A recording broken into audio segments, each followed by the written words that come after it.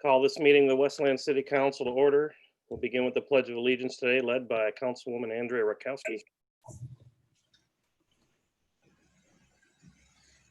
I pledge allegiance to the flag of the United States of America and to the republic for which it stands, one nation, under God, indivisible, with liberty and justice for all.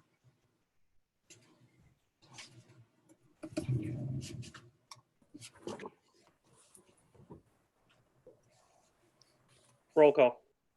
Councilman Godbout. Present. Councilwoman Green. Present. Councilman Herzberg. Here.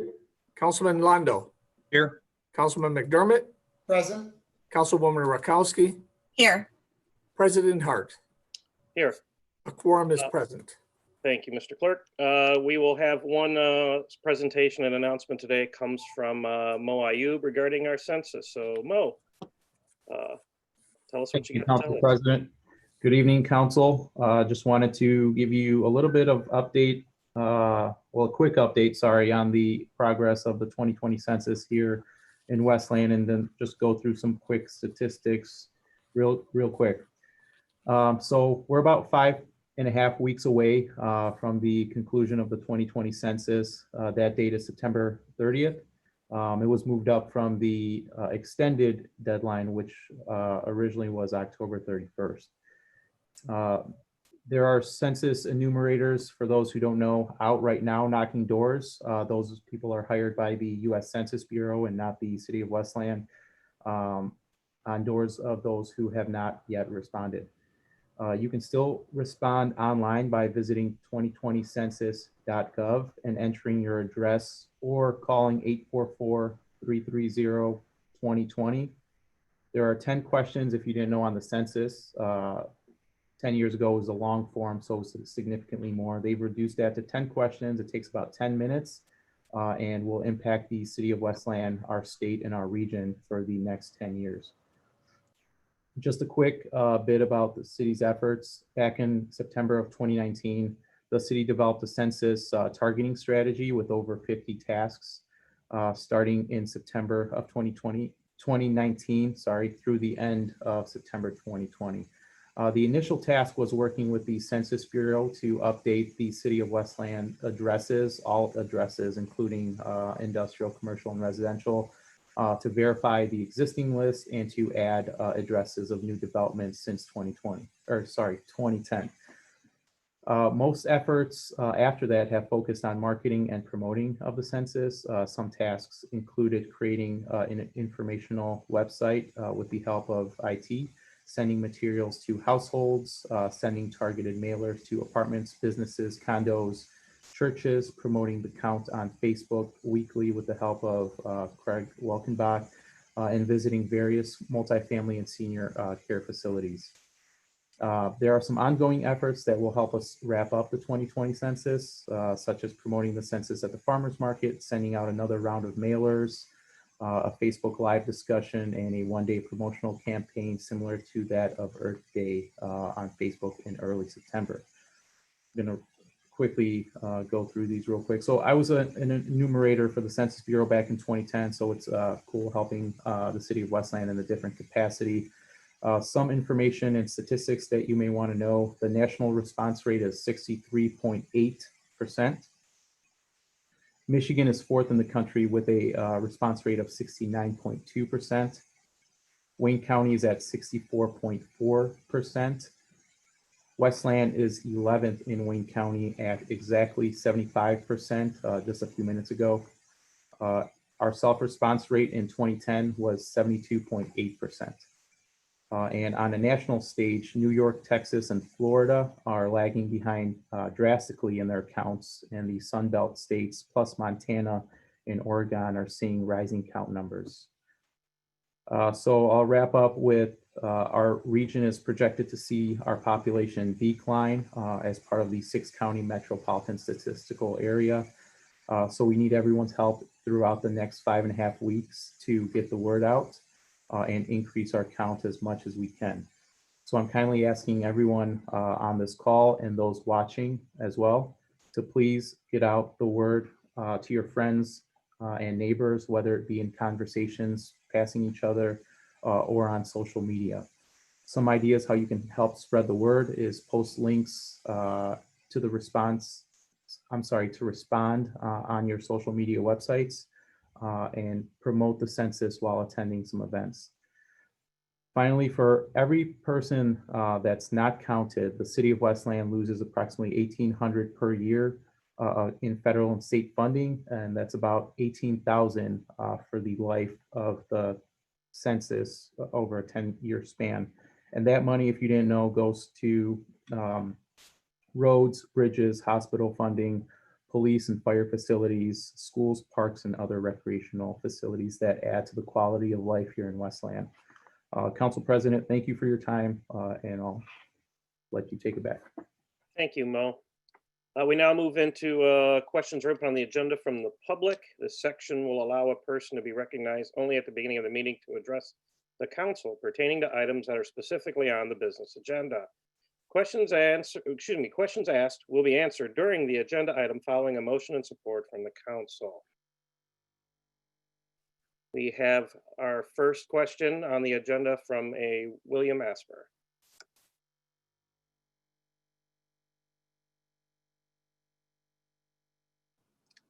Hello, can you guys all hear me? I can hear you now. Please proceed. Awesome. All right. So I guess there's two things on the agenda. They both have to do with the Emerson property. Now, the Emerson property, I saw I think 130 something thousand. And part of that goes to the roof package, which includes the trusses and then also $1,000 for the porta potty. Now, because I own a property right next to this property, this was the same property I brought up in the past with you, Council President Hart, about it being illegally split. But anyways, these trusses were there for 9 months. They were warped. And then a month or 2 months ago, there was somebody who set fire to the porta potty, which caught the trusses on fire. So the fact that the city or this charity or organization is wanting another, $26,000 or $28,000 to replace the things that were burnt up in the fire, I think that's a problem, because there was no reason these trusses should have been delivered in the first place if they're going to wait in the grass on the mud for 9 months getting warped, which my property, they've been using my property as an easement when they are doing the construction on it. But I think that, the second part of it was that the company that is the organization, it shows that they have the same address as the Dorsey Center. I was wondering why this was. If it was like somebody on the inside, somebody's friend, an agency, whatever it was. I was just curious as to that because it caught me off guard when it showed both addresses being the same. Thank you. Thank you. Do we have any other questions from the public? Phone number ending in 017.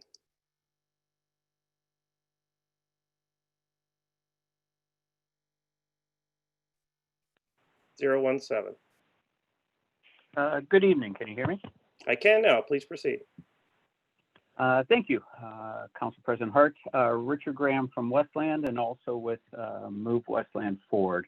I had a question I've been meaning to ask for quite some time now, and I'm finally going to ask it.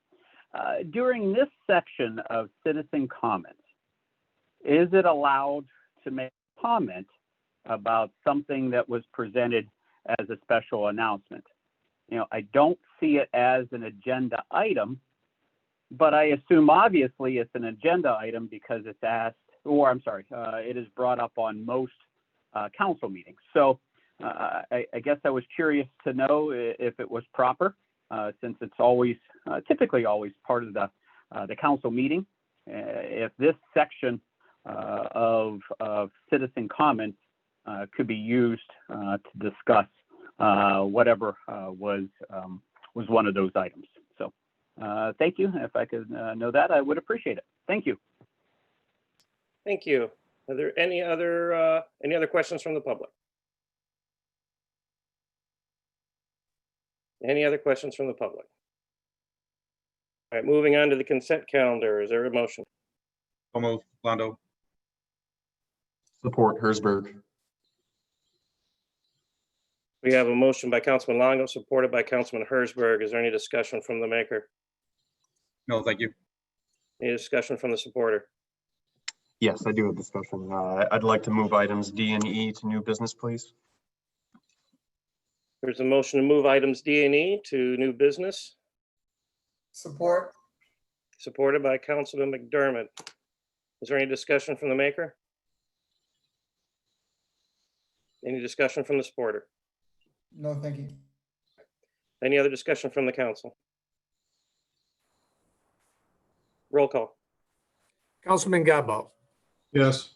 Councilwoman Green, yes, Councilman Herzberg, Yes. Councilman Londo, Yes. Councilman McDermott, Yes. Councilwoman Rakowski, yes, President Hart. Yes. Motion passes unanimously. Moving back to the consent calendar. Is there any other discussion? Roll call. The consent calendar with items D and E moving to new business 1A and 1B. Councilman Godbout, Yes. Councilwoman Green, yes, Councilman Herzberg, Yes. Councilman Londo, Yes. Councilman McDermott, Yes. Councilwoman Rakowski, yes, President Hart. Yes. Motion passes unanimously. Council has approved the following consent calendar items. Approval of minutes of the regular meeting held August 3, 2020. Traffic Control Order 2020-01, install one no parking sign on Manor Drive at the dead end of the street north of Huron Parkway. Approval of F-450 Ford ambulance purchase for the fire department, amount $210,767.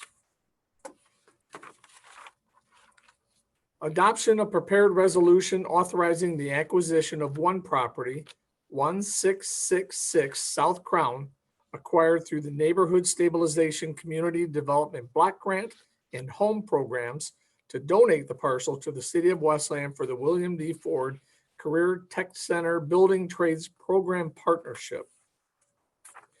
Adoption of prepared resolution authorizing the City of Westland Department of Parks and Recreation to apply for the MDNR Trust Grant to add ADA amenities and recreation structures to Tatton Park. The MDNR Trust Grant application is in the amount of $300,000. The city's share is not to exceed $100,000 or 25% of the total project cost, $400,000 during the 2021-2022 fiscal year. Approval to authorize the mayor to execute the prepared memo of understanding for exploring a regional water authority and to financially participate in the first phase of a regional water authority.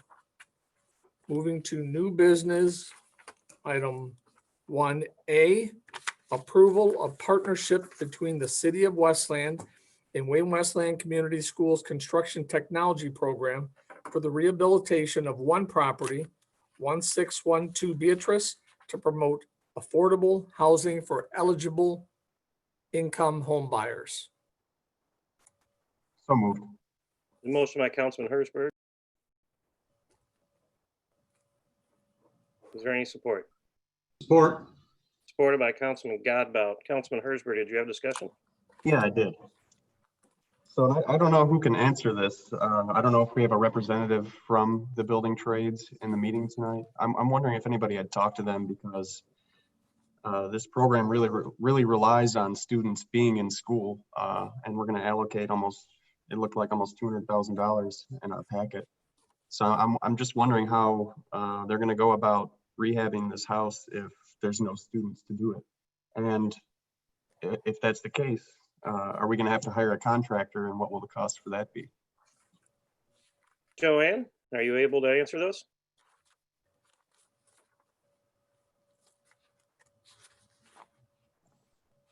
Good evening, and through the council president. So this is the partnership that we've had with the William D. Ford Career Tech Building Trades Program. This year we celebrated our 10th anniversary with the house that was on Schuman that we just closed on 2 weeks ago. We were able to put together a special program with the instructor and a small amount of students working and learning at a time to complete that program. So if you recall, the schools closed in March, and a small group of students and the instructor were able to complete that house. And so we will be putting together the same sort of partnership where the students will be coming for the building in small groups and be able to start on this project. Just a reminder to all of the council members that the funds that are used to build this house are from the proceeds of sale of the 2019-2020 house. And we were able to, the listing price of that house was $199,000. And as I said, we just closed on it, providing a small amount of down payment assistance to the home buyers to make it affordable. And so the program continues to be very successful. We're able to continue to be innovative to make it so. Thank you, Joanne. That answers my question. That's great news. I just, watching the school board meetings and how all the discussions are going over there, it's good to know that the students will be there and will be working in small groups to get this done. So I support the program. Thank you. All right, is there any other discussion from the supporter? No. Any other discussion from the council? Roll call. Councilman Godbout, Yes. Councilwoman Green, Yes. Councilman Herzberg, Yes. Councilman Londo, Yes. Councilman McDermott, yes, Councilwoman Rakowski, Yes. President Hart. Yes. Motion passes unanimously. New business item 1B, approval of development and loan agreement between the City of Westland and Liberator Development for the rehabilitation of one property, 2115 Emerson Court, to promote affordable housing for eligible income home buyers. So moved. Londo. Motion by Councilman Londo, Support Herzberg. supported by Councilman Herzberg. Joanne, we had two questions.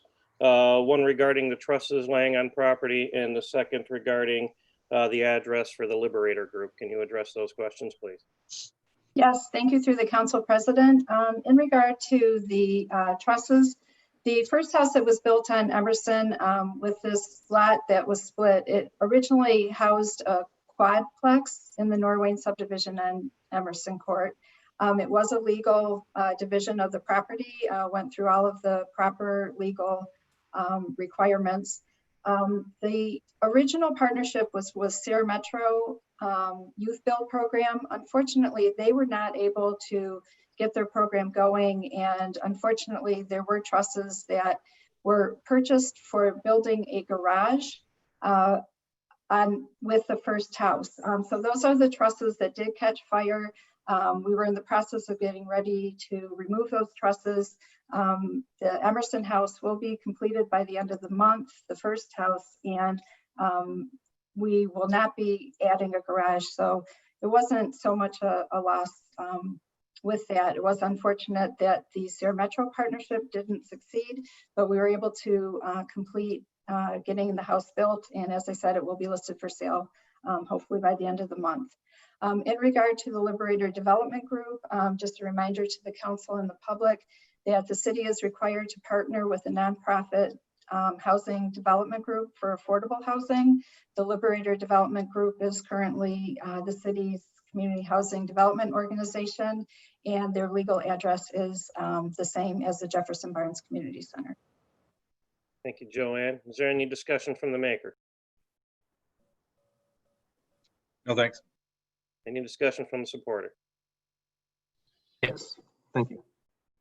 It's a shame we've had vandalism over there. I just learned that through the comments tonight. What I wanted to know was, during budget time, I asked quite a few questions about this program, and I was under the impression that they do all the rehabs with program income. So I'm just wondering why we're doing a loan.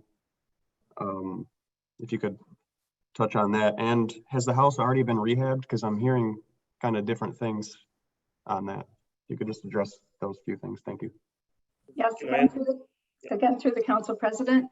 The first thing is, unfortunately, it's It refers to it as a rehabilitation, but it actually will be new construction. And the proceeds of sale of the Bannister and Caledonia houses will be part of the funding for the new construction of the Emerson House. But also the city is required to use 15% of its annual home program grant towards the community housing development activities. And so that the total cost of the house, which is reflected in the agreement, does not reflect the total amount of funds that come from the city. The amount of funds in this year's budget is approximately $47,000 that will go towards helping to build this. But again, the proceeds of sale of the Bannister and Caledonia houses will also be used towards the new construction of this house. And I might add that the first house on Emerson is not being built by the Liberator Development Group. That is when the Sarah Metro Partnership did not succeed, the Community Development Department staff oversaw the construction of the first house, and now the Liberator Development Group will oversee the construction of the second house on Emerson Court. Thanks for the information. I just, is this item for loaning Liberator Group money or? It is not a loan. It is the grant funds that we are required to give to Liberator Development Group. And then they are required in turn to use the proceeds of sale of the Emerson House towards renovating or new construction of the house, of the project for the next fiscal year. Thank you. Thank you. Next comments come from Councilman McDermott. Thank you, Council President. Through the chair to Joanne, just to be clear in regards to Liberator Development Group, they operate as a domestic nonprofit and not an LLC, correct? So all the money that is coming from the sale of the house is required, as you just said to Councilman Herzberg, to go back into the construction of the next house. Yes, that is correct. Okay, thank you. Appreciate that. Thank you, Councilman. Next comments come from Councilwoman Green. Thank you.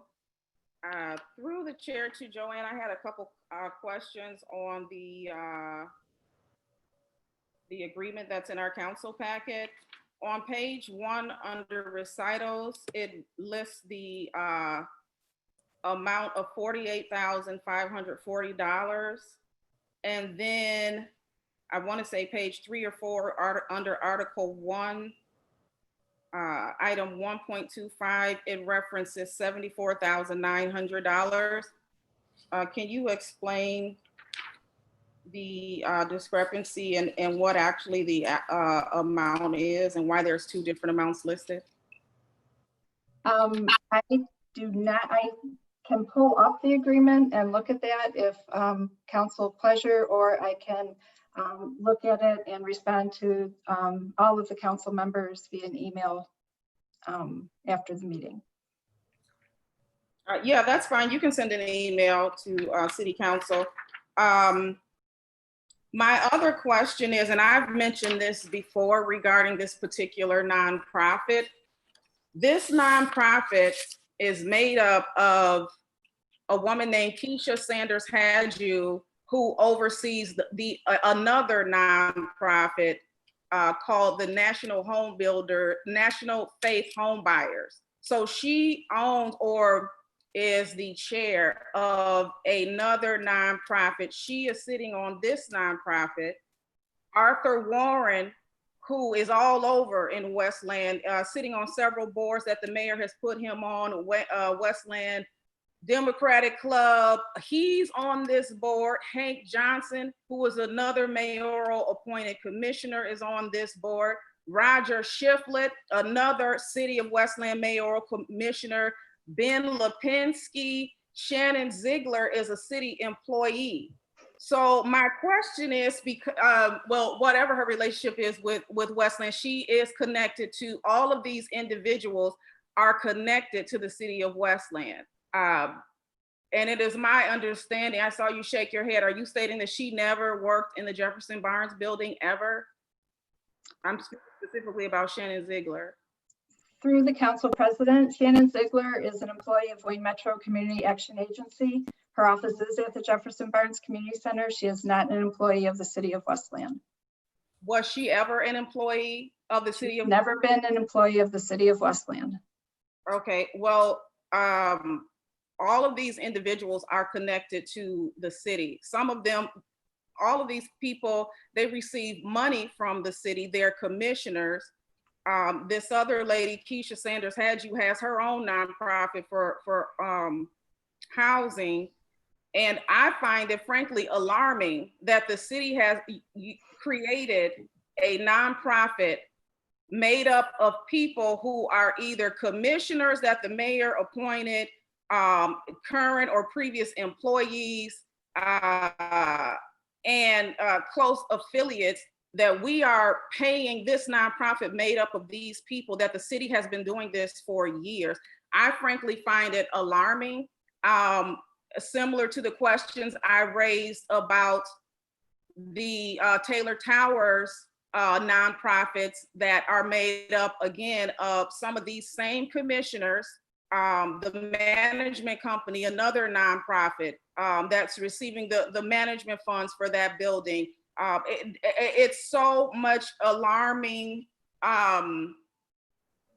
circumstances surrounding this. I have a problem with the city of Westland cutting a check to a nonprofit that's made up of friends and affiliates of elected officials here in the city of Westland. I think it's I've never seen some of the things that take place in the city of Westland, but you know, I guess anything goes. I will not be in support of this. Because again, if this were corporate America, I can only imagine what would happen with some of these nonprofits that have been put together, that the city is funding to do work on behalf of the city. And we don't know what's happening with this money once it's cut. We don't know if these people are profiting. We know the law states that a nonprofit is not supposed to profit, but we don't know that. All I know is that these people are enthralled in the day-to-day operations of the city of Westland, and we're cutting checks to their nonprofit. So I find it alarming. I will not be in support of this. Thank you. And I look forward to the email that you send, Joanne. Thank you. Any other discussion from the council? Roll call. Councilman Godbout, Yes. Councilwoman Green, No. Councilman Hersberg, No. Councilman Londo, Yes. Councilman McDermott, No.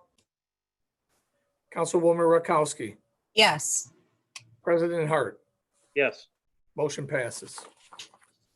New business, item 1, approval of proposed land division of the former Eloise Hospital property, City of Westland, north side of Michigan Avenue between Henry Ruff and Merriman. This is Planning Department number 2241. Planning Commission recommends approval of the proposed land division. So moved. Hersberg. Motion by Councilman Hersberg, Support, Green. supported by Councilwoman Green. Mo, take us through that, please. Good evening again. Let me share my screen real quick.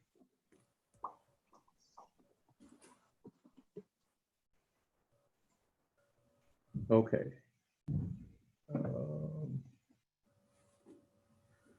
The subject parcel here is the site of the former Eloise Psychiatric Hospital located on the north side of Michigan Avenue between Merriman and Henry Ruff. Many of you probably seen the hometown article about this in the newspaper. The existing parcel is zoned R5, single family residential, and is approximately 16.5 acres in size, the yellow outline shown on your screen. The site contains various buildings, including the K. Beard Building, which is the former hospital, the commissary building, existing Samaritas family shelter, and 3 other dilapidated buildings, including the firehouse, which will be saved and renovated into a coffee, ice cream, and museum. The power plant, which will be demolished, located behind the K. Beard Building, and the bakery, which will also be demolished, located next door to the power plant in this area. This is the K. Beard Building. The property owner who's on the call proposes to split the property into 5 separate parcels today and is coming back, if approved, to rezone the properties next month and to further proceed through the development process to renovate and transform the property for commercial use, but there's some residential mix in there as well. So a mixed use development. Real quick, property to the north is zoned R5, developed by the golf course. Property to the east is R5 and is developed by the Wayne County Sheriff's Office building right here. Property to the south, zoned office business and is developed by an office building over here, formerly the library for the blind. And property to the west over here, Kroger, is zoned special planning development. That's the former PUD zoning district, and is the retail plaza is called One Michigan Place. So the details of the parcels, each individual parcel is in your backup, ranging from 2.3 acres all the way to 4.2 acres. Adequate frontage and lot area is being met. All but one properties are proposed to be zoned to CB3. We could talk about that more in depth next month. One parcel is proposed to be rezoned to MRR, which is a mid-rise multifamily zoning district. The Planning Commission held a public hearing for this on September 5th and is unanimously recommending approval. Again, John Hambrick is on the call to introduce himself. Thank you. Before we go over to John, I'll recognize the council members first. The maker, Peter, did you have any discussion? You didn't want John to go first?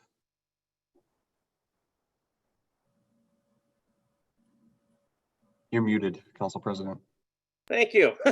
I said I'll go ahead and reach out to John. I didn't know if you had anything up front you wanted to frame for John to answer. So same thing with I do. I'd like to hear from him first, if that's all right with you. You got it. Councilman Green, you want to hear from John first, or do you want to ask your question now? No, that's fine. Thank you. Yes. Hey, John, if you're on the call, let me raise your hand so I can tell which one you are. There we are, John. I'm going to hit allow to talk. There we are. John, can we hear you? John, are you there? Oh, can you hear All right. me? Now we can hear you. Is there anything you'd like to add to the council before they start asking you questions?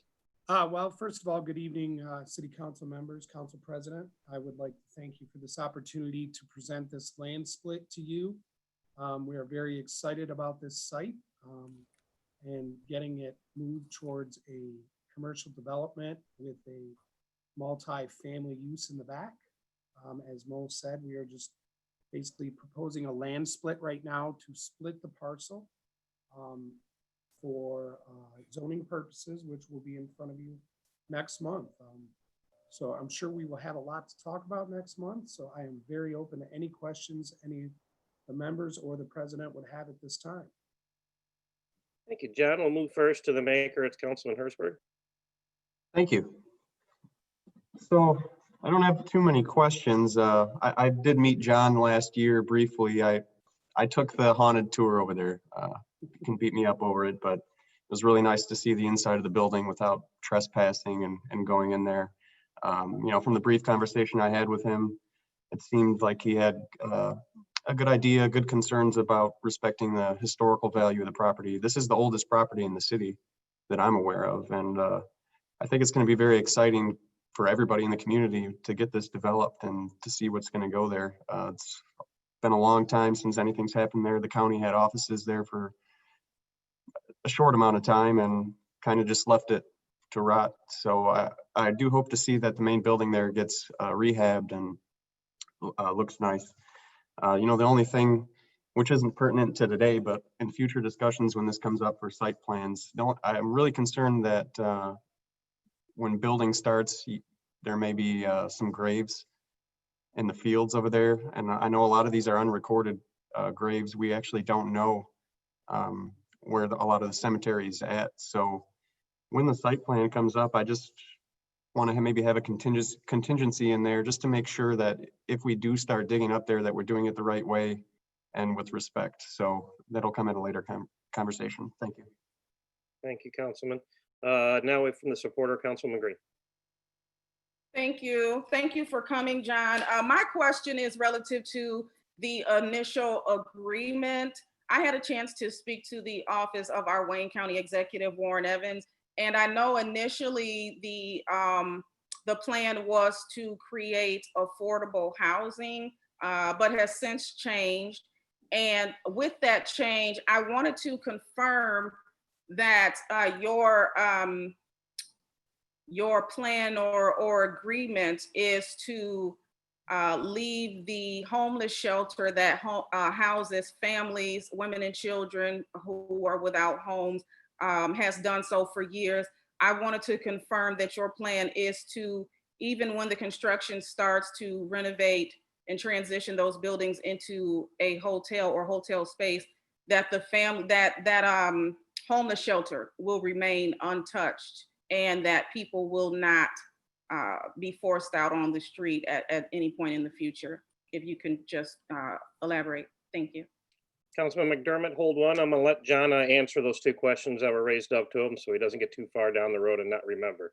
So John, did you have any feedback for the Councilman Hersberg and Councilman Green? I do.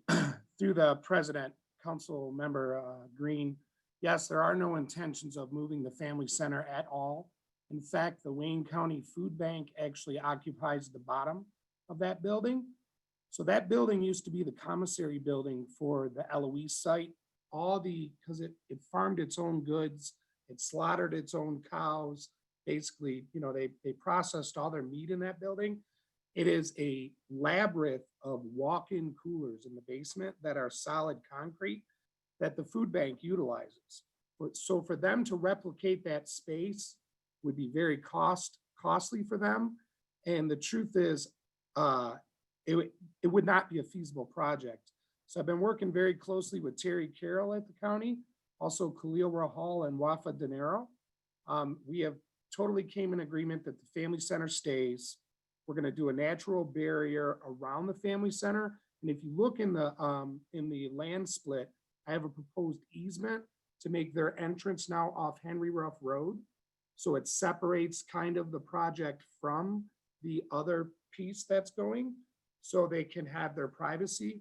But also, Councilwoman Green, one of the things we are getting ready to talk to Samaritas about is once the hotel is up and running, it's going to be a major employment center.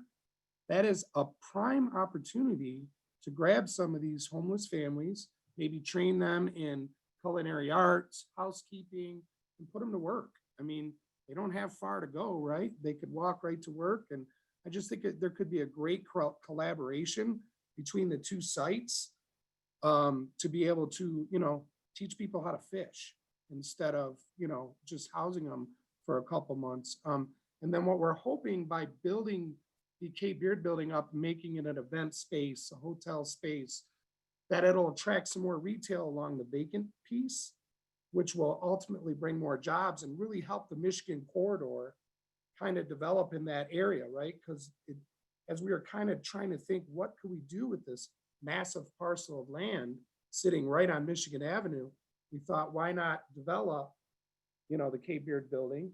We came up with some ideas and then hopefully attract future tenants to that, which would also offer the homeless shelter some employment opportunities as well.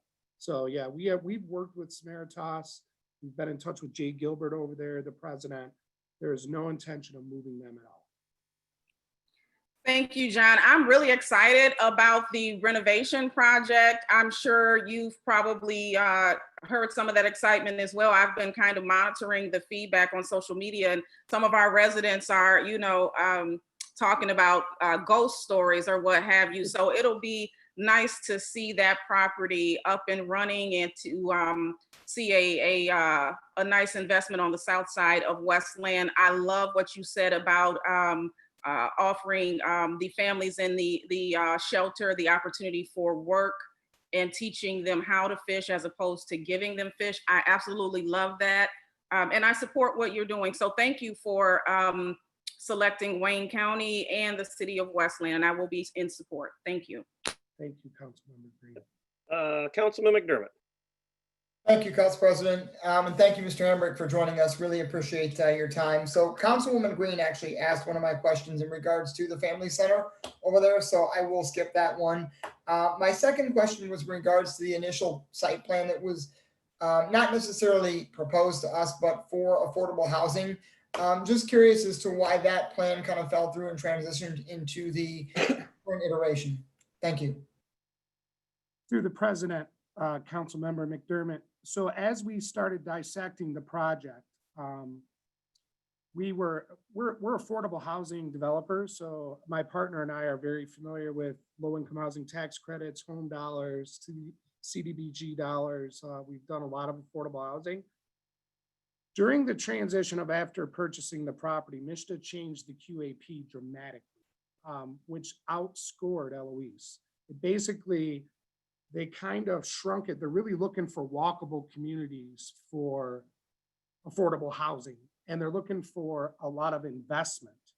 So as we were looking at the project without the 9% tax credit, it really kind of makes the project infeasible. We thought about doing a 4% bond with some home dollars, and then, but then we have the problem of the remediation on the property, the asbestos and lead on the property, and the power plant, which we had MISTA out to the site.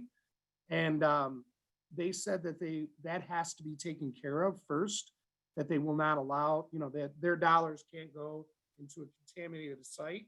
So as we were trying to figure out how do we pay for the demolition, we started thinking, well, market rate. We got to have something that generates revenue so we can pay for the demolition and the abatement.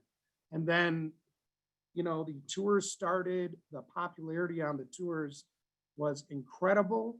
I've talked to so many people that have history at the property. The heart of Eloise is really in the community. So we started thinking, why not make this available for the community? Everybody loves Eloise, right? I've heard stories.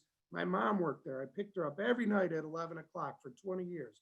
I got married at Eloise. I met my husband there. People raised families there. I mean, it really was it's very emotional. So that's when we came up. We were going to demolish the firehouse, but I had my architect go in there. He said, John, it's really not that bad. And that's the oldest building on the site. It was built in 1879. And it's now I just met with a chef last week. We're finalizing our deal on Thursday. She's going to do light fare. I got a barista that roasts his own beans. We're going to do frozen custard. I'm hoping that the Eloise fire truck that's sitting around in a warehouse could ultimately come back to us on loan so we could display it, get some of the old fire suits up in there, Chief. I see you're on. Anything we can do to really let people know the history of it and give them a reason so they're not trespassing anymore. They can come visit, come see it. And we can hear the stories. The more I dug into it, the more I got excited about the history and how much it's so connected to your community. So I'm excited to bring it back to your community and just let people enjoy it. You good, Councilman McDermott? I am, thank you. Next comments come from Council President Pro Tem Michael. Thank you, President Hart. Just want to thank John for making this incredible investment in our community. I actually live just a few blocks from Eloise, so I grew up exploring, as you say, that property and golf on the golf course periodically. Really excited to see the investment there, and obviously with the recent announcement for the Michigan Ave corridor that the governor announced last week, that's going to be great for our community. And a lot of my questions were answered during the Planning Commission, and you just answered a few of them as well. So thank you very much for your investment. I'll be in support of this. Thank you, Council President Pro Tem. Is there any other discussion? All right, I'll wrap up and add my comments. John, everything my colleagues said, I echo. We're really excited about this. We love the fact that you guys are coming in. There's a large investment, and you're really looking to take an old development and turn it into something really new, really exciting, but also giving a nod to the history. I think you checked every single box that everybody always wants to check when you kind of look at these sorts of projects. So thank you so much, and I'll be in resounding support as well. Roll call. Councilman Godbout. Yes. Councilwoman Green. Yes. Councilman Hersberg. Yes. Councilman Londo. Yes. Councilman McDermott. Yes. Councilwoman Rakowski. Yes. President Hart. Yes, congratulations, John. Motion passes unanimously. Thank you, Council.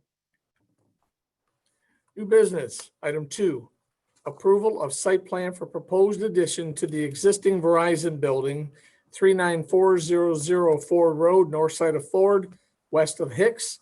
Planning Department number 1421H. Planning Commission recommends approval of the proposed site plan.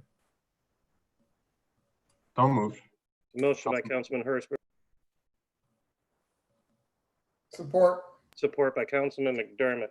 Mo? All righty. The property here is located on the north side of Ford Road, just west of Hicks, and is approximately 8 acres in size. The property is zoned I2, that's our general industrial district, and is developed with a Verizon wireless facility housing electric equipment and network equipment as well. It's primarily storage, rarely any employees at the site, only for maintenance, as I understand it. The petitioner is proposing to construct a 14,866 square foot addition to the existing building on the east side. So I'll show you the site plan in a second, but it's approximately in this location here. There is a water main loop around the property under the road that's going to be dug up and relocated. So he's working with engineering and fire on that as well. Property to the north and to the east is zoned I2, general industrial, and developed with industrial uses. Property to the south is zoned I1, light industrial. That's the site of US Fairthane. They just completed their expansion there that you approved earlier this year or late last year. Property to the west, located in Canton Township. This is the Walmart, and I think there's a development going on here. I forget what it is. I think Jim Fausone is aware of it as well. Something related to veteran health. The petitioner is proposing today to construct the addition again with an outdoor equipment area here on the side to the east of the addition. And again, the proposed addition is adding indoor network space. The addition will be constructed with the same CMU masonry block that's used on the existing building and will be approximately 24 feet in height. The site plan indicates 19 off-street parking spaces which exist and will be maintained. None will be added. The zoning ordinance parking requirement is not increasing here because there's no staff being introduced. It's only storage. There's no site signage being proposed. I visited the site today to get some pictures, but it's completely gated with no access unless you have a key card. Additional stormwater we talked about, work is being proposed. And finally, the Planning Commission held a public hearing for the site plan review and is recommending approval. There will be some slight increases related to the property addition and to the personal property taxes at this site as a result of the site plan. Thank you. And sorry to add, Victor, the engineer for this project, is on the call. Okay, Victor, let's see, raise your hand if you're there so we can identify you. There you are. Victor, do you have anything to add? Yes, good evening. Mr. Ayub covered most of the information on the project. Just real quick synopsis. So existing telecommunications facility, equipment space for telecommunication, cell phones, and there's a business need for growth. So proposing this addition, like Mr. Ayub said, the plan is to match the existing building height and look with integral colored CMU, and then working with the city, obviously to increase the stormwater retention and to relocate that water main loop. Thank you. All right, is there any discussion from the maker? Any discussion from the supporter?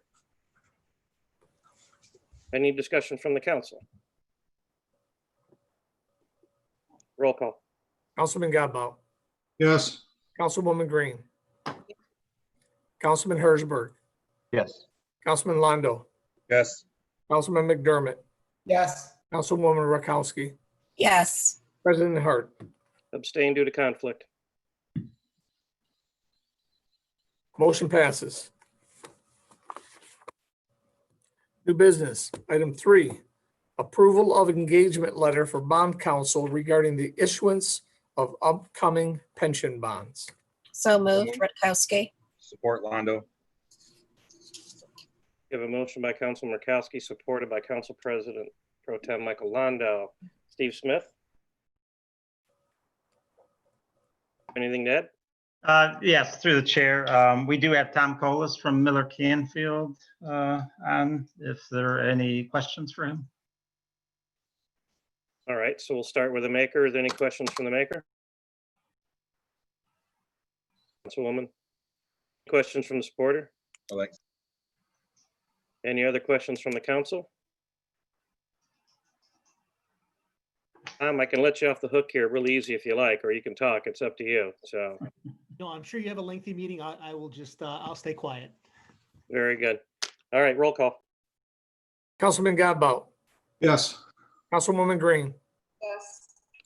Councilman Hersberg, Yes. Councilman Londo, Yes. Councilman McDermott, yes, Councilwoman Rakowski, Yes. President Hart. Yes. Motion passes unanimously. New business, item 4, approval of engagement letter for the financial advisory regarding proposed limited tax general obligation funds, in other words, pension funding. So moved, Rutkowski. Support Londo. We have a motion by Council Murkowski, supported by Council President Pro Tem Michael Londo. Steve Smith, do you have anything to add? Yes, through the chair. We do have Carrie Blanchett here from PFM if there are any questions. Very good. Councilwoman Murkowski, do you have any questions? No, thank you. President Pro Tem, I see you shaking your head no. Is there any other discussion from the council? Carrie, I'll give you the same option. I can let you off the hook right now and we can go to vote, or you can add something if you like. I am happy to answer any questions, but I'll let you get to your agenda otherwise. Very good. Thank Roll you. call. Councilman Godbout, Yes. Councilwoman Green, Yes. Councilman Hersberg, Yes. Councilman Londo, Yes. Councilman McDermott, yes, Councilwoman Rakowski, Yes. President Hart. Yes. Motion passes unanimously. New business, item 5, nomination of delegate to the annual Michigan Municipal League Convention to be held as an online virtual conference, September 29 through October 2, 2020. Council President, Council President Pro Tem, I'd like to make a nomination for Councilmember Godbout. I have Councilmember Godbout as a nomination. Are there any other nominations? Are there any other nominations? I can move to close nominations. Motion to close nominations by Council Murkowski, or, supported by Councilman McDermott. Is there any discussion? Roll call. Councilman Godbout, Yes. Councilwoman Green, Yes. Councilman Hersberg, Yes. Councilman Londo, Yes. Councilman McDermott, yes, Councilwoman Rakowski, Yes. President Hart. Yes. Motion to close is approved unanimously. New business, item 6, designation of delegate to the annual Michigan Municipal League Convention to be held as an online conference, September 29 through October 2, 2020. Councilman Godbout has been nominated. So move Londo. Support Hersberg. We have a motion by Councilman Londo, supported by Councilman Hersberg. Is there any other discussion? Roll call. Councilman Godbout, Yes. Councilwoman Green, Yes. Councilman Hersberg, Yes. Councilman Londo, Yes. Councilman McDermott, yes, Councilwoman Rakowski, Yes. President Hart. Yes. Motion passes unanimously. New business, item 7, nomination of alternate in case of the inability of the delegate to attend to the annual Michigan Municipal League Convention to be held as an online conference, September 29 through October 2, 2020. Council President, Councilwoman, I would like to nominate Council President Pro Tem Mike Londo. I have a nomination for Council President Pro Tem Michael Landau. Are there any other nominations? Motion to close nominations. There's a motion to close nominations by Councilman Hersberg, Support. support by Councilman McDermott. Is there any discussion? Roll call. Councilman Godbout, Yes. Councilwoman Green, Yes. Councilman Hersberg, Yes. Councilman Londo, Yes. Councilman McDermott, Yes. Councilwoman Rakowski, yes, President Hart. Yes. Motion passes unanimously. New business item 8, designation of alternate to attend the annual Michigan Municipal League Convention be held as an online conference September 29th through October 2, 2020. Councilman Londo has been nominated. Is there a So motion? There's a motion by Councilman McDermott, Support Hersberg. supported by Councilman Hersberg. Is there any discussion? Roll call. Councilman Godbout, Yes. Councilwoman Green, Yes. Councilman Hersberg, Yes. Councilman Londo, Yes. Councilman McDermott, yes. Councilwoman Rakowski, yes, President Hart. Yes. Motion passes unanimously. New business, item 9, approval of voucher. So move Londo. Support, Godbout. Motion by Councilman Landau, supported by Councilman Godbout. Is there any discussion? Roll call. Councilman Godbout, Yes. Councilwoman Green, Yes. Councilman Hersberg, Yes. Councilman Londo, Yes. Councilman McDermott, Yes. Councilwoman Rakowski, yes, President Hart. Yes. Motion passes unanimously. We now move into comments from, citizens' comments. Everyone speaking before the council should do so in a civil manner. Speakers shall refrain from abusive or profane remarks, vulgar language, disruptive outbursts, threats, racial slurs, or other conduct that interferes with the orderly conduct of the business meeting. Personal attacks on council members, the administration, city staff, or speakers, or members of the public will not be tolerated. The clock will start upon the first words of the speaker and will not stop while the speaker is recognized from the floor. It's the speaker's option to ask questions at this time, and the person in question may choose to respond during the speaker's allotment of time. However, the clock will not be stopped once it is started.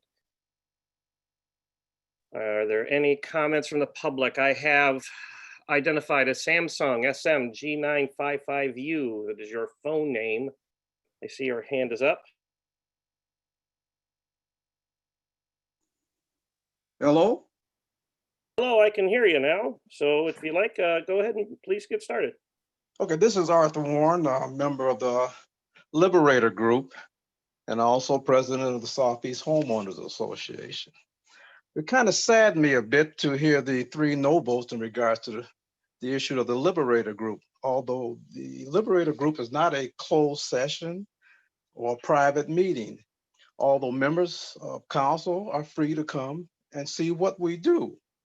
And I think a better understanding of what we do would have occurred a different vote. Also, I want to speak to you as directly as Jim Hart as the council president. The other week ago that there were some comments made that you were a racist.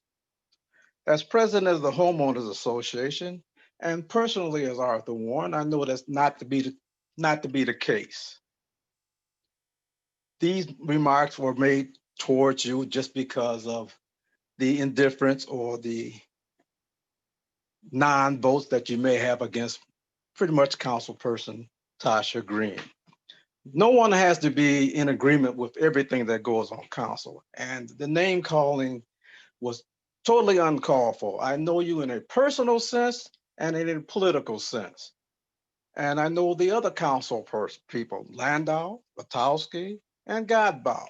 And I know that not to be the case. I have not had any discussions on race with McDermott or Hersberg at this particular point. And also at one point in our history, we were to have a conversation on race in regards to Miss Councilperson Green, who declined to show up and have those conversations. So therefore, again, you have the full support of the Southeast Westland Homeowners Association as president of the Westland City Council. Thank you. All right, are there any other comments from the public? Are there any other comments from the public? I have hand raised from Blake Perry. Hey guys, I wanted to come over here and I wanted to actually apologize for my frustration dealing with a person with autism. I feel that maybe if other people can't make a response, then I need to do it. So I would like to address the police chief to city council. Sometimes there's a situation in group homes where police don't understand the issue, and a lot of the times they take the side of the staff and not the person who's really dealing with the issue. And I bring this up because at my last situation, there were things that were happening and there were things that were not told into law enforcement. So there was a recipient rights case. A recipient rights case is still an ADA violation. But the issue that was probably documented by the police, where the staff gave bad information, looking at a report that it was something else. So I just feel these issues should really be explained. I feel that we all have skills. Advocacy is like a big category. We're all special in our own ways. And I just feel that you have to be able to express yourself, and being a leader, if somebody else doesn't say it, then somebody else needs to speak up. And I just felt that. So I just think the situation between the Westland Police Department and Palmer, I think that there's should be viewed. If there's an investigation by the Detroit Integrated Network and there's a documentation as well as a documentation from the police department at one address, it doesn't make sense. And I feel that we should maybe look into these things. I have no problem sharing the documentation that was reported, as well as maybe viewing the police report that was given. And that is my time. Thank you, Blake. Next, we have Emily Bauman. I hope I'm pronouncing that correctly. Emily Bauman. Emily, can you hear us? Yes, I can. I can hear you. Please start. Thank you, Council President, and good evening to the Westland City Council members and Deputy Mayor Reddy. I think he's on. I don't know if Mayor Wild is on, and all the other esteemed city officials. I've actually had the pleasure of being on several of these Zoom meetings, and I have to say thank you for your work for the city. I'm Emily Bauman, and having won my primary election, I am a candidate for state representative to serve the Westland and Wayne areas and intend to be a strong advocate in Lansing. A little bit about me. I have lived in Westland since 2009 and have called Michigan my home for 18 years over the past 35. As both of my parents were born and raised in Michigan, I also spent nearly every summer crossing the QEW in Canada to visit my family here and still have relatives scattered throughout the state. As far back as I can remember, both MSU Sparty and the Blue and Maize Wolverines have been a part of my life. I have owned several small businesses, including a landscape design and build firm and a coaching and consulting company. I currently own and operate 12 Trees Coaching, LLC, and have worked in many industries, including a large telecommunications company, a dentist, veterinarian, several large and small retailers, and even an orthopedic surgeon who served many auto workers here in Michigan and athletes. As a wife of 24 years and a mother of 3, I have had the personal and professional experiences that have prepared me for this opportunity. I was raised with a classical education, learning the role history plays and understanding civics and government. I was taught it is a privilege and an honor to serve your family, community, state, or country, and when called, say yes. My brother, father, uncles, and grandfather served in the military, and this is my time to serve. I am running in 2020 because I am a solutions-oriented person, and it's time for me to be part of the solutions. Based on my common sense approach and fiscal mindedness, one area that I know that I can affect is being sure that my cities are receiving their fair share of the funds from the federal and state governments. I have a deep understanding of large, medium, and small businesses and know that small business especially is needed to keep our economy growing.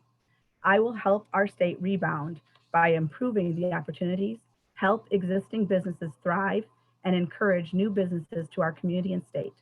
I believe that an elected office is one of the greatest levels of trust a community can bestow on one of their own. I value that trust and will hold myself to the highest level of integrity, transparency, and accountability. I have reached out to many of you already, and if I have not, I will be this week. I look forward to speaking with all of you individually or collectively and welcome the opportunity to ask and answer questions and have you get to know me. Above all, I know that regardless of where we come from or what our experiences are, the only way to get things done and solve the issues that some of us or all of us face is to listen, seek to understand, and work collaboratively. This is something I have strived to do all my life. And Thank anyone, you, Emily. Your time is up. So Okay. Thank you. Next, we have Ashley Stevens. Hi, yes, thank you. Can you hear me? I can. Please proceed. Thank you. I believe that as a white person, that when we're called out for our racism and given specific examples, instead of becoming defensive, we should look introspectively and we should ask ourselves what our racial issues are. And as other white people, maybe we shouldn't be coming and running to their defense. Maybe we should give them the opportunity to take this time and look and not play the victim and look introspectively at why our citizens may be addressing this issue with you. And I would like to say for the record that just one person that calls in does not speak for all the residents and does not speak for the African American population. So let's just take a moment, stop playing the victim, okay? And let's really look at ourselves and grow as people, okay? I have to fight every day and unlearn the racial normalized societal issues that we have every day. I have to unlearn that as a white person. You know, I was raised in a racist environment, okay? Being a racist is only bad if you don't do anything about it, if you don't try to unlearn these things. So that's my time. That's all I want to say about that. Thank you. Thank you. Next, we have phone number ending in 017. 017. Good evening. Can you hear me? I can now, sir. Please proceed. Richard Graham from Westland and also with Move Westland Forward. Great to hear about the Eloise property. Finally, something going on of significance in Westland, and it's great to see here. Extremely exciting. Hometown Life newspaper published an article about the top 50 taxpayers in Westland. It was really scary and shocking. Maybe the Eloise property can get up in the top 10. Our top 3 are DTE, which basically owns parcels, the Westland Mall, which is pretty much on life support, and the Landings Apartments. So, you know, there's no medium to large businesses in the manufacturing center, sporting complex, hospital, etc. Almost nothing to attract new businesses that will grow the tax base, except for maybe the comments regarding the Eloise.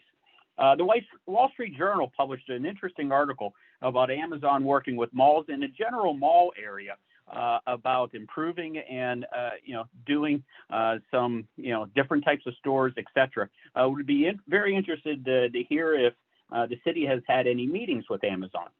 The ethics board. Now 6 weeks with no study session. Why? Finally, all the council people said it was needed. After much public pressure, obviously, 14 years and Mayor Weil can't fill a board. Let me repeat, 14 years and Mayor Weil cannot fill a board or a commission, in this case, the ethics board. I guess it's really not a priority. Funny thing is, in the bid packages that the city sends out is a document that says Board of Ethics, but it doesn't get filled. Again, not a priority. Just like not hiring one additional police officer is not a priority. So when is it going to be filled? Residents have applied. That was really all I had to say, except, the last speaker, thank her for, really appreciate her speaking. She addressed and made a comment regarding the first person that spoke. We can't be divisive in this city. The first person is well known being divisive within the city. So really compliment the last speaker for really, noticing that, understanding really what the first person is really about that spoke tonight on Citizen Comments. For me, that is it. Thank you very much. Have a pleasant evening and a great work week. Okay, next we have Deanna Adams Stachow. Deanna, are you there? I think you're muted. Unmute, yes. There you go. Now you're unmuted, so go ahead. Okay, thank you. Yeah, Deanna Adams Stachow, citizen of Westland, and President Hart, City Council, and Deputy Mayor Reddy. I'd like to just say to the council as well as viewing citizens, I think it's wonderful, and people should be applauded for stepping up to help in nonprofit organizations. I mean, we really need people to work, and these people that step up to nonprofit organizations, they're giving their valuable time and their experience and their talent, and which usually costs quite a bit of money when you're working on different projects and needed expertise. So I just wanted to say that I do applaud those who do step up and help. And I think it's just called being active in your community and caring. Thank you. Thank you. Well, I see no other hands raised from the public, so we'll move over to comments from the administration. Deputy Mayor, do you have anything today? You're muted, Deputy Mayor. Sorry about that. Nothing tonight, Council President. Thanks. Anything from the City Attorney's Office today? Nothing this evening. Thank you, Mr. Attorney. We'll start with council comments. We'll begin tonight with Councilman Herzberg. Thank you, Council President. So just a quick question. I don't know, is Mo still on the line, the planning director? He gave an update at the beginning of the meeting. It looks like he checked out. He gave an update and said we're at a 75% response rate for the census, and it's a 63% response rate nationally. I just missed the point where he said if we were increasing over the last 10 years or not. It sounded like he said we were. I just wanted to confirm that. I will get with him later.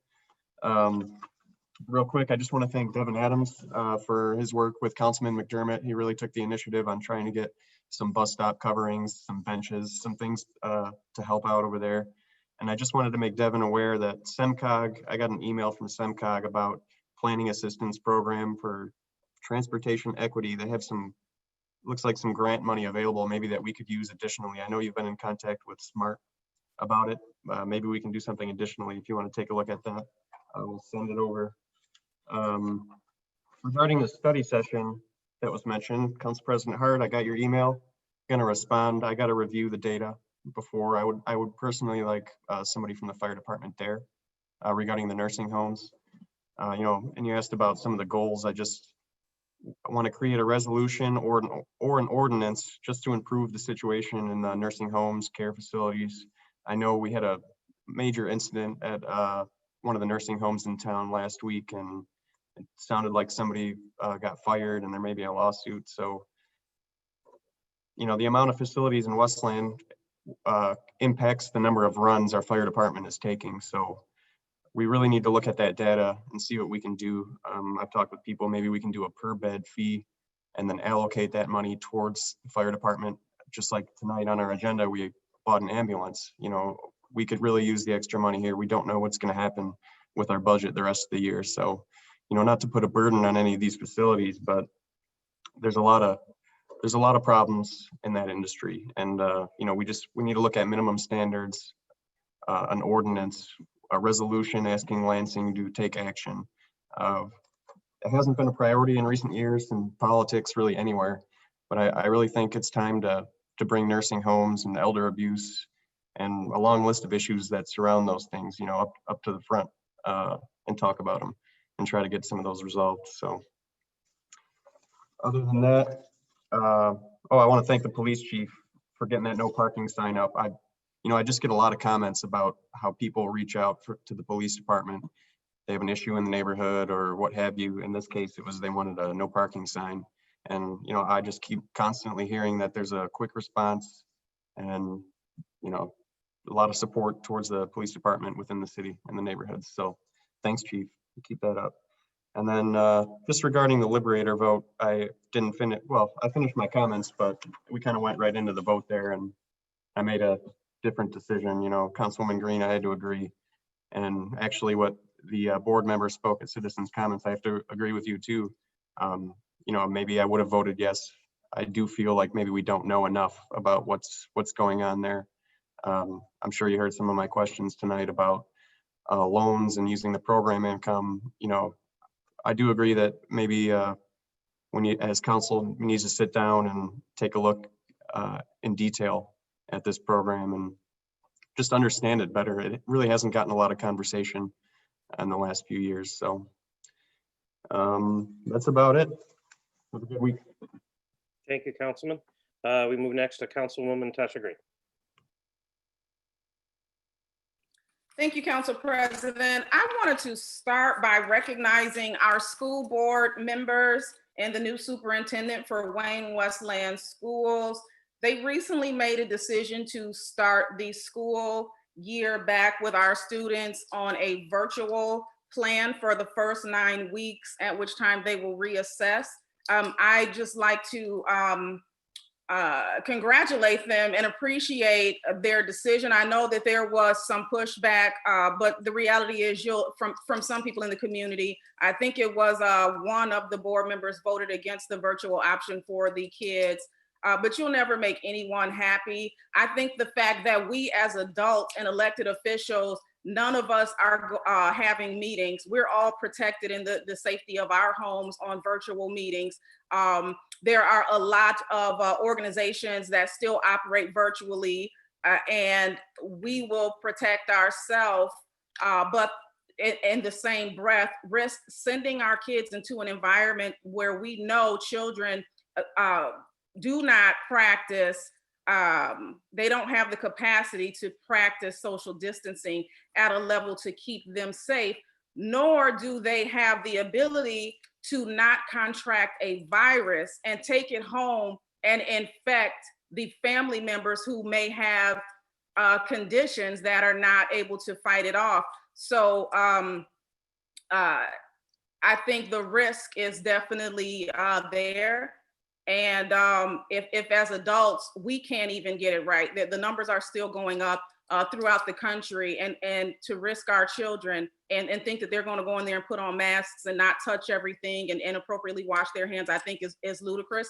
So again, I totally support the decision, and I look forward to seeing what comes as we approach that 9-week deadline.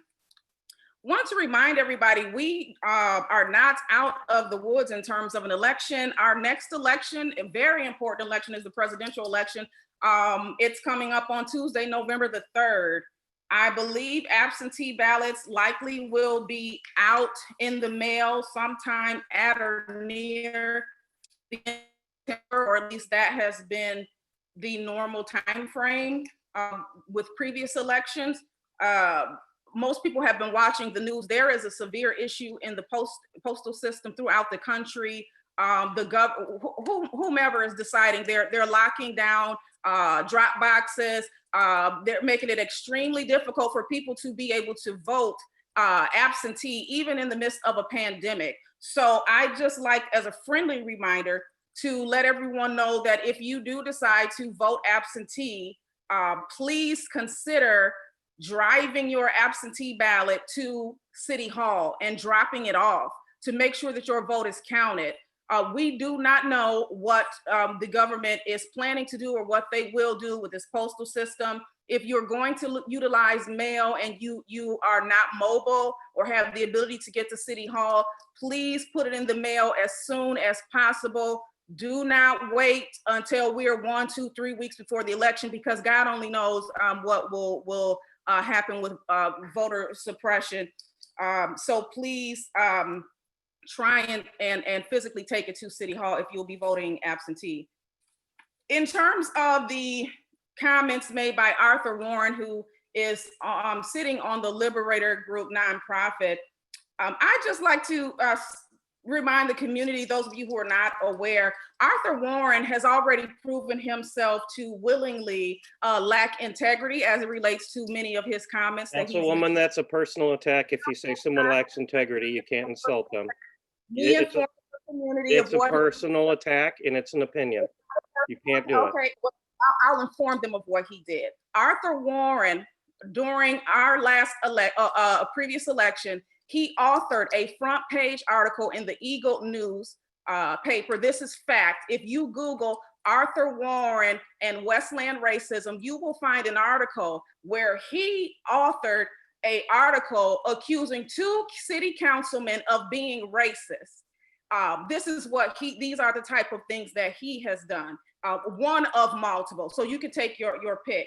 After that election, the person that he did not support, who challenged Mayor Wild, within 6 months, he, as the president of the Westland Democratic Club, turned around and endorsed the same previous city councilman who he accused of being racist, who he claims was affiliated with neo-Nazis and Ku Klux Klan, which was not a true statement. The Westland Democratic Club turned around and endorsed that person 6 months later. So it can be assumed that the Westland Democratic Club endorses racists who are affiliated with neo-Nazis and Klansmen, or Arthur Warren, as the president, intentionally authored a letter to harm the reputation of someone whom he did not support. And that is not unlike many of the things that he's done. So I would encourage people to dig deeper. As one of the people stated on the call tonight, his actions, dig deeper. Don't listen to this person. Will say just about anything, whether it's true or false. So in terms of the nonprofits, there was a comment made about this is, so, you know, it's great that people get involved in the community. I agree with that. Here's what I don't agree with. The person who made that comment is actually another mayoral appointed commissioner in the city, who sits on several, commissions here also, and also is affiliated with the Westland Democratic Club. So the commentary in terms of that nonprofit that Arthur Warren is one of several commissioners sitting on. If you don't know the backstory, you might be possibly misled to believe that, or to take these people at face value. I urge you to do your homework. Many of these nonprofits, the Liberator Group is not the only nonprofit. The city has been doing this for years. I frankly, as I said before, what is going on in the city of Westland and corporate America with these nonprofits, many of these nonprofits would have been flagged for investigation, potential wrongdoing. But I'm not saying that that is what's going on in the city. I think it's alarming that we have all of these commissioners who are being paid from the city and city employees. They're not only on this group, the city set up all types of nonprofits, and it's all these same handful of people who come to our meetings and speak so adamantly against people who speak out about it. So please dig deeper, because these people have a lot to lose. And I'm going to keep on speaking out and letting the community know what's going on. And if you want elected officials who are going to be honest, then some of you may appreciate the honesty that I'm bringing to the table. There was also a comment that Arthur Warren made in terms of racism, somebody accusing Jim Hart of being racist. During that meeting, he continuously mentioned my name. Please do not, this person, the integrity of this person is very questionable in my opinion. I never stated during any of the meetings, I want to clarify that Jim Hart was racist. those comments were made from people by the community. And actually it was stated that his actions were racist and he appeared to be a racist. And that was from residents in Westland. So no one on this panel accused him of being racist. But I will state that the resolution that I put forward to declare racism a public health crisis, not only did it take a mass campaign against the mayor and 5 members of city council to stop what they tried to do to that resolution, the governor turned around and declared it statewide the same week that Westland passed it. So those of you who are not aware of what happened with that resolution, when I submitted it, 5 members of city council and the mayor and the city attorney got together and took out every component that would have required them to implement anti-racism principles in our city operations,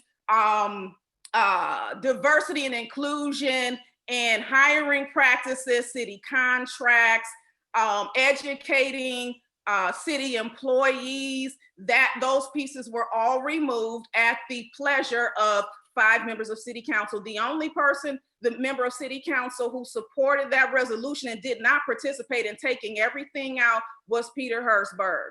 So when you have people jump on this call to make statements, please understand that I'm going to respond to them. And we didn't even have to waste our time on this tonight, but I'm going to make sure that the community knows what transpired. So when they did that, with none of them being a person of color, period, they took a resolution for people of color and transformed it into something that they, as Caucasian individuals, were comfortable with, which basically it was rewritten to say that all of that was taken out and everything in terms of diversity in the city of Westland will remain the responsibility of the mayor and city council. But the diversity in Westland is almost non-existent.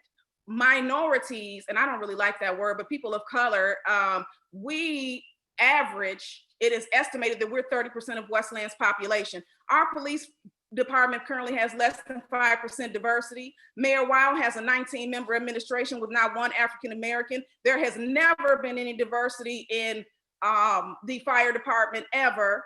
And Westland pretty much does whatever they want to do with these city contracts.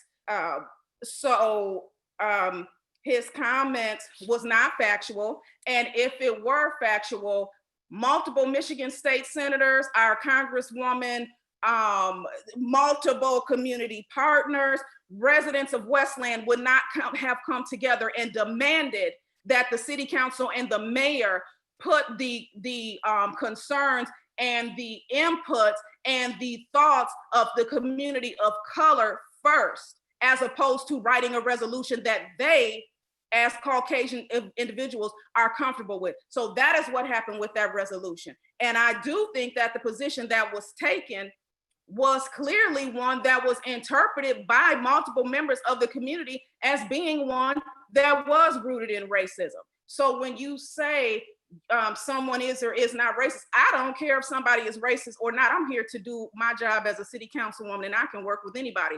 But what I will not allow as the only African-American or person of color on this city council and the first African-American is to be silenced and let someone speak for my community in a way that puts us at a disadvantage, as if they know what's best for Black people better than I do as a 44-year-old Black woman. That's not going to happen. So I will move along. And thank you, Arthur Warren, for giving me the opportunity to explain exactly what occurred. And I will close tonight with a post that is currently on my Facebook page, Councilwoman Tasha Green. It's also on my personal page. And this post is one that encourages people to go higher when certain people go low. And it states, "The only bird that dares to peck at an eagle is the crow. He sits on the back and bites his neck. And the post actually has a picture of a crow sitting on the back of an eagle while they're both flying. But the eagle does not respond nor fight with the crow. It doesn't waste time or energy on the crow. It simply opens its wings and begins to rise even higher in the heavens. The higher the flight, the harder it is for the crow to breathe. And then the crow falls due to the lack of oxygen. Stop wasting your time with crows. And so I encourage people to rise higher. Again, you will not make everyone happy, but stand your ground when it is time to stand. And when it is time to stand, do so courageously. Because even though you're the only one who may be on a different side of what everybody else thinks is okay, that does not mean that they're right and you're wrong. So keep on rising. And as Michelle Obama said, when they go low, we go high. And I will see you all in 2 weeks. Thank you. Councilman Godbout. Thanks. You know, there were several statements that were just made that were not accurate. The councilwoman cast aspersions on 5 council members that simply were not true in regards to the resolution. She also made some statements in regards to there never being any diversity on the fire department. That also is not a true statement. Ron Anderson was a firefighter for the city of Westland, and who was the son of Councilman Bill Anderson, who was on the first city council as an African American. So I think that some of the statements made were not true, and you know, it's a continuation of trying to cast negative light on her colleagues on the city council. I'd like to thank Steve Smith and Dan Block for getting back to me this afternoon with the current financial status in regards to the city budget, as well as Chief Stratner for all the detailed information in regards to the status of our rescues. The information was much appreciated. Thanks, Chief. And I'd also like to thank my colleagues for the appointment as the delegate to the MML again this year. It's going to be a little bit different this year. It's going to be 3 days of Zoom meetings instead of in-person meetings. So sitting in front of a computer screen for 3 days is not exactly something I'm looking forward to tremendously, but there's always some great information that comes from the MML conference. And I, again, want to thank my colleagues for that appointment. That's all I have. Thanks. Thank you. Councilwoman Rakowski. Good evening. I first wanted to say a special thank you to our DPS and building departments after a couple bad storms. A couple citizens had pointed out some property damage of some homes of some of our senior citizens, and they jumped right on it, and that was fantastic. So thank you for everything that you do. So much that you do kind of just gets glazed over, but please know that it's greatly appreciated. I wanted to thank Chief Jadrusik for his video that he has shared in the upcoming series of videos he's going to do. I thought they were very informative, and there was a lot of information that I think we just generally don't know. So thank you, Chief, for that, and I look forward to your upcoming episodes. I'm happy to see that we are acquiring a new ambulance for our fire department. You know, with the COVID response, having 5 in service helped us tremendously. I know that this isn't necessarily an add-on to our active fleet, but I hope with the new hires that we have, that we can get to that 5th ambulance and, you know, continue providing the wonderful care that our firefighters give to our citizens. I'm very excited. I think just like everybody else with the upcoming Eloise development, you know, it is disappointing that isn't necessarily going to be affordable housing, but knowing the constraints of the MISHDA guidelines and the QAPs, I can understand why they've had to switch gears, but I'm very excited to see some of the historical integrity being kept in place. And just really, I want to go to the fire department coffee shop. I think that's going to be kind of neat. I want to invite citizens to join us this Wednesday, the 19th at 4 p.m. at the J.C.'s Park, which you may also know as the Virgil R. Gannon J.C.'s Park. We're rededicating the park with an updated sign to recognize Mr. Gannon's contributions to our city. He was one of the first city clerks. He was a council member. His family had several businesses. His children grew up here. I think I know his son still lives here.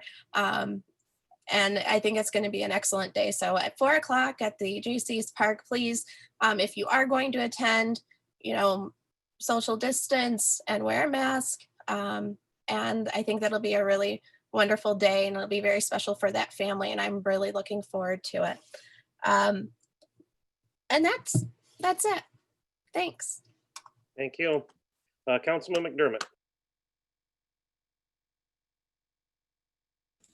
Sorry, I was muted there. Good evening. I've got a few things to say this evening.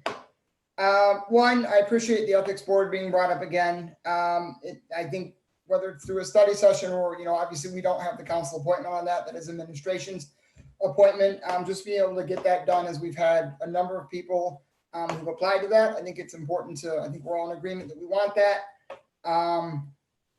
So I think that's, I'm glad that was brought up, and I think we'll continue to talk about that until it gets passed. I want to thank Vic Barra. I meant to thank him at the last council meeting, but forgot. When we had the water issue here at the Merriman and Cherry Hill area, he was able to get a older resident and her daughter some bottled water out there from City Hall. They were unable to go up to City Hall to get that. And I put in the call to Vic, and he was able to bring bottled water to them. And I really appreciate that.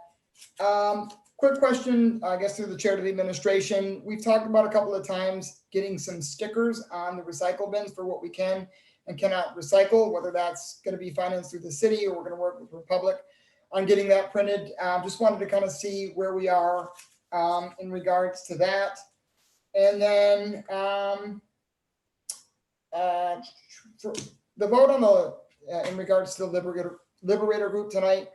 For me, I made that vote just because I'm, still a little unsure as to what the Liberator group does and what their full role and responsibility is. So I definitely like to sit down with some of the people on the board of that and, for future reference, definitely get more information and educate myself in that regard. In regards to the resolution on racism, we've obviously made it better than it was initially set out to be. Yes, there were some changes initially made, and then we ended up being a lot of community pressure that, we came together and we made some more improvements and put some things back in that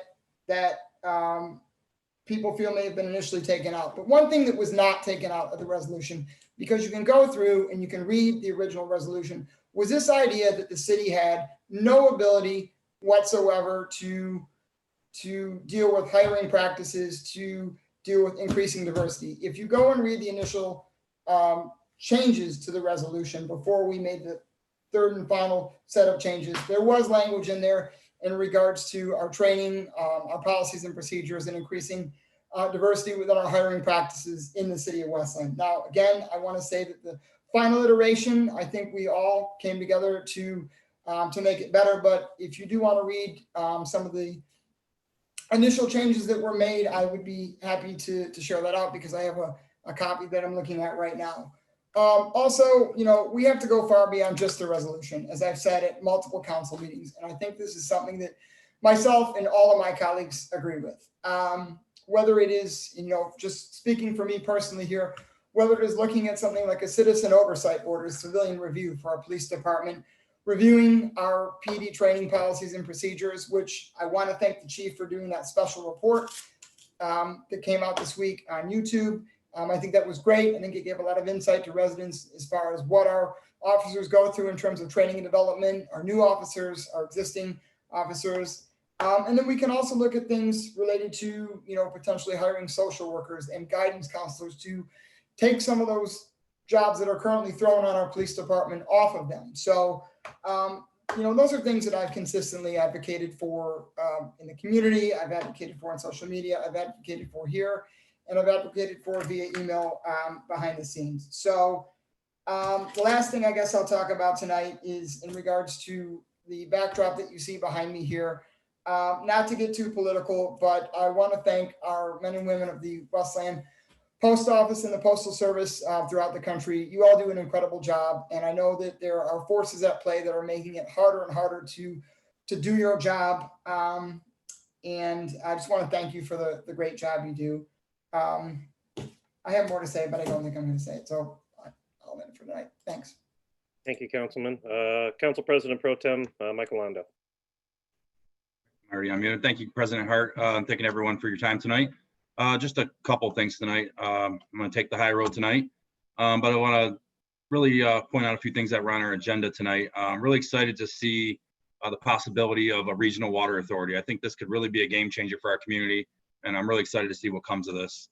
For those that want to know more information on it, it's in our packet, but I believe it's the cities of Westland, townships of Canton, Northville Township, and I don't have the other one in front of me at the moment, but it's exciting stuff to see these communities come together and take on the Great Lakes Water Authority and do our own regional water authority. Also want to congratulate Councilman Godbout and thank him for accepting the role to be the delegate for the Michigan Municipal League. Even though it's a virtual conference this year, you always represent us well, and you have the most experience on this council, and it was my pleasure to nominate you to be our delegate. And I'm also excited to participate this year as well. So thank you to Councilwoman Rakowski and for my colleagues for the support. By doing this, I'll complete, or at least come very close to completing my credits for the Elected Officials Academy. For those that don't know what that is, the Michigan Municipal League puts on this Elected Officials Academy that pretty much everybody on this council has attended. And they also do a certification. And to get credits for that, you get credits by going to the EOA Academy, by attending seminars and conferences, by doing online trainings.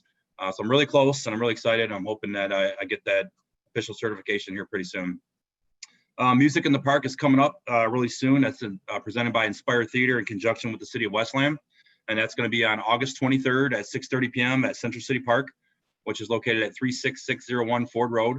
The concession stand is going to be open. They ask you to bring your lawn chairs and join them under the pavilion for live music at the park presented by Inspire Theater.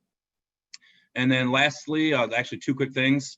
I want to thank the city clerk's office and all the hardworking election officials for their hard work during the primary election. The workers at the polling locations were very professional as always, very safe. I always go to my polling location and everybody was incredibly